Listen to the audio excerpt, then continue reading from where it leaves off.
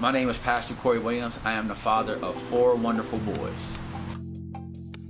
Well, honestly, when I was growing up, my biological father was not in my life. And I realized as I got older, not having my biological father was paramount to me, and it was detrimental as a young man, because it's your father that teaches you really who you are.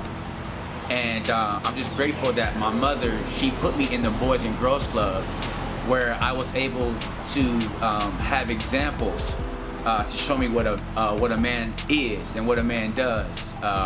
For example, like work. It was my mentor Joe Ford, Larry Cole, Chuck Bradford, who really showed me what it is to be a young man and how to be a young man, and learn how to carry myself, how to respect people, how to, when you shake your hands firmly, and you look a man in the eyes, when you shake hands. So it's these things that my biological, because he wasn't there, I didn't learn, but I definitely learned and been grateful for learning at the Boys and Girls Club. Yes, I do agree. I do believe it is my responsibility to help as many kids as I can. Honestly, the old saying goes, it takes a village to raise a child. And I really think that's true because it happened in my life. Again, at the Boys and Girls Club, it's these different men that helped mold me into the man I am today. If it wasn't for them, I would not have the character that I have right now. And again, when I was brought up in the Boys and Girls Club, they taught us that just like they helped us, you have to help someone else. And when you're a young man, of course, it's your friends. Like if when you're walking home with your friends, you make sure you make sure they get home as you guys are walking. You protect them. Okay, they got home, now you go home, and you have to support one another and protect one another. And I think it's vitally important that we continue that. I like to use the word, tradition. Now, because it's vitally important now.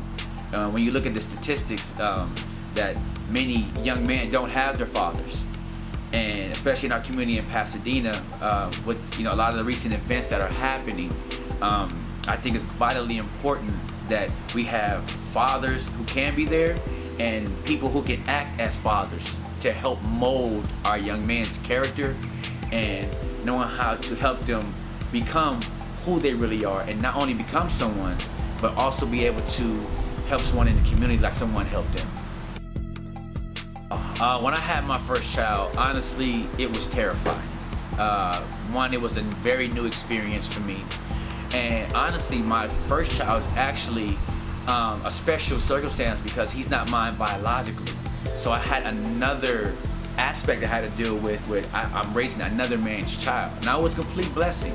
My son Jericho, I've been in his life since we were 3 months old, but I told who's my wife now, that when we first met, that if we get serious, that I know that we'll have to make a decision, because I don't want to get into this young man's life and not stay in his life and just leave. That can be very dangerous. So it was very nerve-wracking for me because it was all brand new. I was scared because I didn't have my biological father wasn't there. I did have a stepfather, but honestly, to me, it just wasn't the same thing.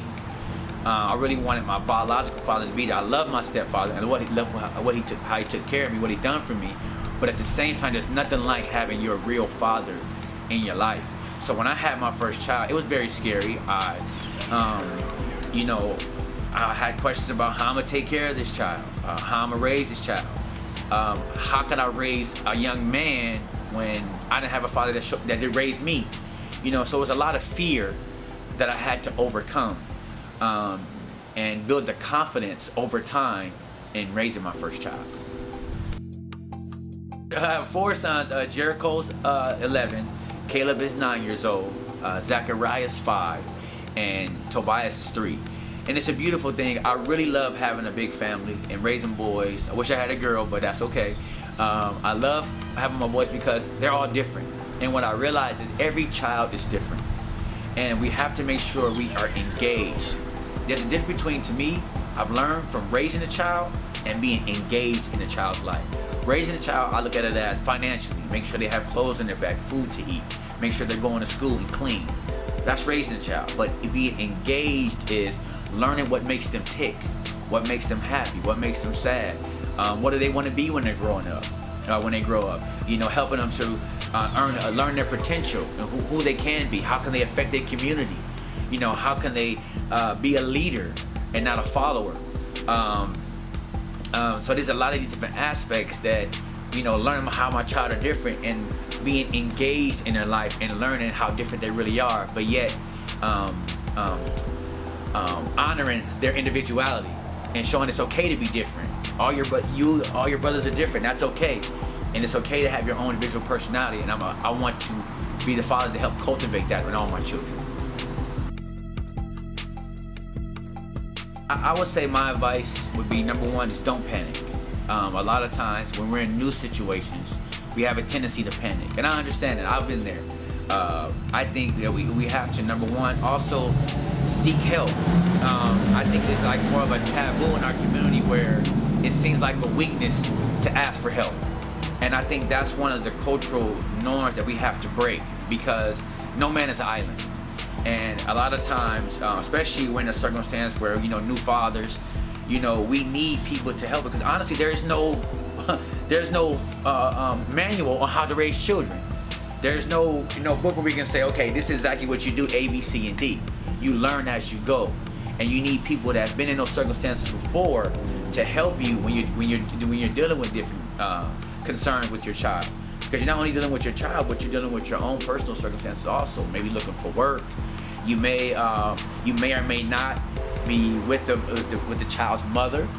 So there's a lot of different aspects where you need someone's knowledge and wisdom to help you deal with those different things. So the advice I would say is reach out.